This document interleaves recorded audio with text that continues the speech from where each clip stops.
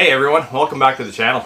So it's been a while, and I mean a while. I think it's been 5 or 6 weeks since I last posted, and that would have been from my fishing tournament down in Virginia. So anyways, for anyone who's wondering, I did make it back. Everything's good. So we had a lot of things happen here back home and at the shop in the last 6 weeks basically. And I kind of alluded to that when I was in Virginia, that I had a lot of stuff going on back home and whatnot. So most of it was all good. Just a very stressful time. So anyways, back here at the shop, and I'm not sure if I'm going to have a video posted explaining some stuff prior to this going out, so not really sure, but stay tuned. If you're interested in a little bit of the story, you'll be getting one here over the next month or so. Anyways, right now we're in a 28-foot Rinker cabin cruiser, and it's a 2008, and I'm standing where the engine should be. So it's gone now. You're going to see out the back here we got a little bit of a hole, and what we're digging into here is the transom. And we have some rot here, and I'm not really sure how bad it is. Right now it looks bad, but I don't really know until I start getting into it and start kind of cutting just to see where we're going with this. Basically, this is factory, nothing's been modified. There's a swim platform on here, and there's cleats at the back of the swim platform. And the cleats slide up and down, and they're not watertight. And from what the owner and I can decipher is that over the course of years, water has gotten through there, has come down on the fiberglass back here. This is all hollow back under here, and has come down over top of the transom. More cases than not, that's, you know, wouldn't really be too big of an issue. The only issue is that there's no fiberglass here. I know it's going to be hard to see, but this isn't fiberglass. Somebody just put gel coat over top of the wood. So we have the transom's tabbed in around the perimeter, but it's not a fiberglass sheet here on the outside. So basically we initially thought that the fiberglass had cracked, water got in, blah blah blah blah blah. Truth of the matter is that the gel coat cracked right where the fiberglass ended, and basically it wasn't water sealed, so the water got in. So I just got into this kind of this morning with the engine being out and everything else. So anyways, I'm going to pick away here and see what I can come up with.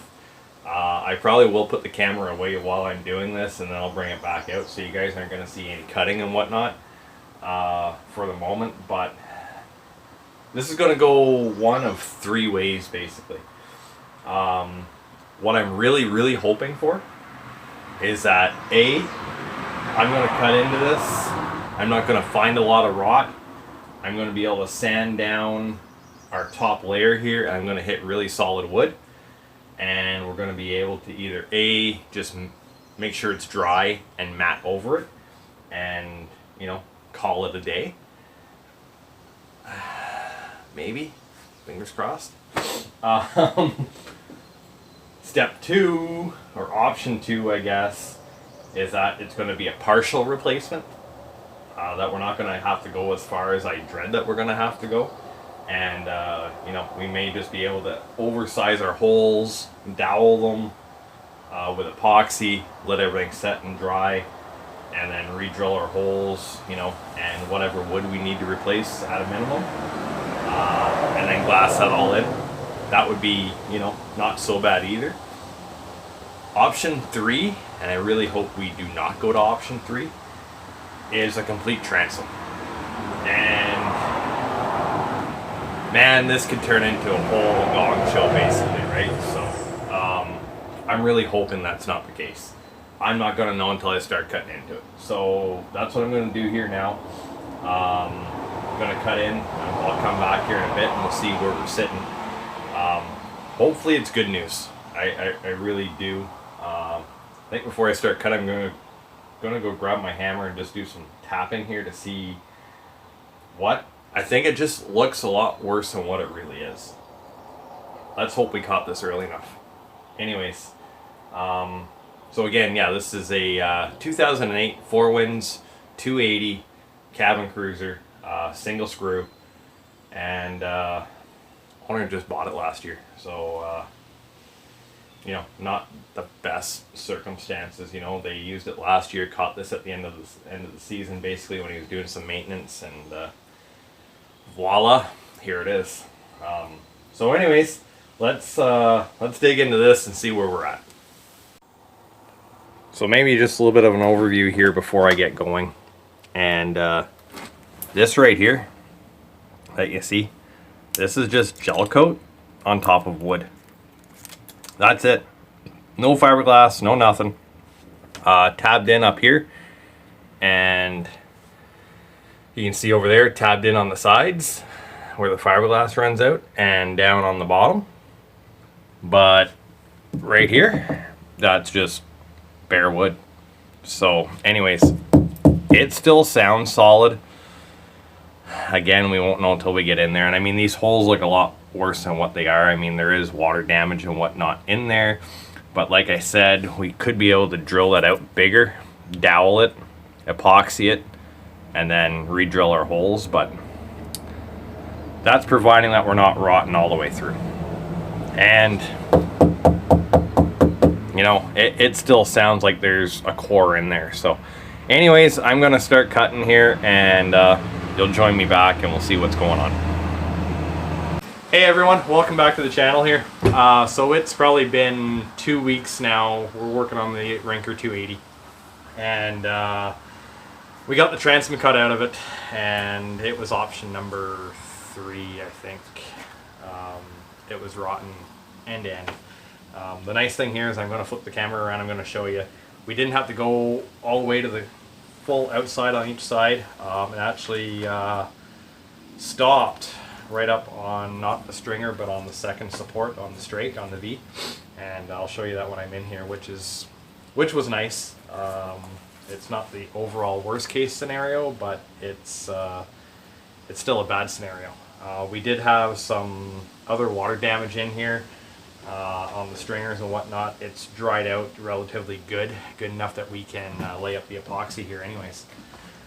So I went ahead, I got all of our pieces cut, and I'm going to film this as we're putting it all back together. And I do apologize, I got no footage of us taking this out or anything. I got pieces that we can talk about and go over later. I got my epoxy pre-thickened. If you're looking at information how to do that, you can go reference my Yamaha Waverunner videos. Same idea, just use some Cavasil / silica for that. And so we're pre-thickened, ready to roll. That being said, I'll turn this around, do a little bit of explaining, and we're ready to get rolling. Nice thing, I got the boat owner here today. He's actually been a help getting some of the stuff cut out. I think he probably cut out half the transom himself after I showed him the first half, and that was great. Did some prep work for me, and so he's here today just assisting, just because I am low on staff, and it's nice to have that second person around whenever you're dealing with this big batch of epoxy. So anyways, I'm going to flip this around, and we'll take a look. Alright, so here we are. This is starboard side over here, and I'm just going to pan over. It's our keyhole cutout right here, and that's port side. So we left all the existing epoxy, resin, whatever that is, in place. I'm just going to be using our thickened epoxy over top of that. It's a nice flat surface. So this is what I'm talking about right here. These steps here, that's the stringer for the main stringer anyways for the engine mount.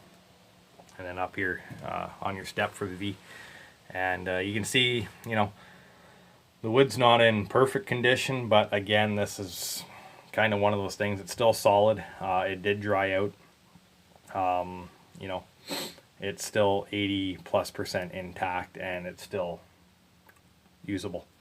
So you know, the option was to dig everything out of here, but that's the complete engine bay right up to the fuel tank, and I don't think anybody was really interested in that right now. So Anyways, there's nothing that we can really do about it, but it's still structurally sound, structurally good, so we're not overly concerned about it. So as you can see, we're all cleaned up here, we're all prepped. It's been all wiped down here with our Total Boat surface wash, and we're getting ready to lay up here. So everything's good to go, and I think we're just going to position and we're going to get going on this. Okay, so we're just getting started here, and this is kind of a bad shot, but I'm just going to mix up our epoxy. Again, everything is pre-thickened. I already have our hardener already measured out, so it's just, you know, small batches, go, go, go. And so anyways, not going to be much talking here. This is just going to be me laying this up, so we can chat about it later.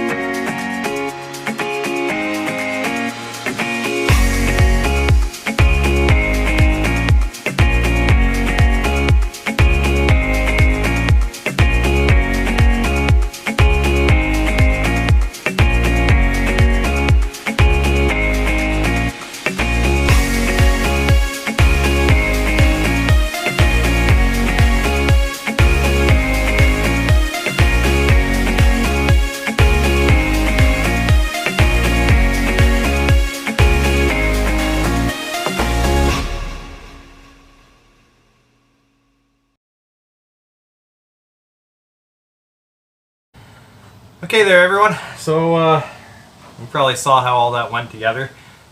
Video time right now is 57.5 minutes. So from the point that we started laying this up, that's how long it took. The epoxy is just starting to kick there now. We got that fancy aroma in the air. You know, I can probably do some commentary over this or whatever to kind of give you the overview of how everything was put together.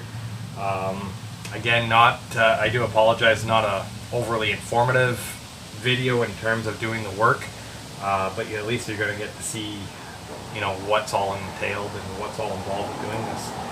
So hopefully this video should get posted in the next couple days here. Again, I know it's been like 7 or 8 weeks since I posted, and I got a lot of things on the go, a lot of things I'm going to fill you guys in on, you know, down the road here. And a lot of good things happening. So I know I mentioned this before, but it's just a work in progress. Things are happening. So anyways, look forward to all that. So I'm going to close this video out.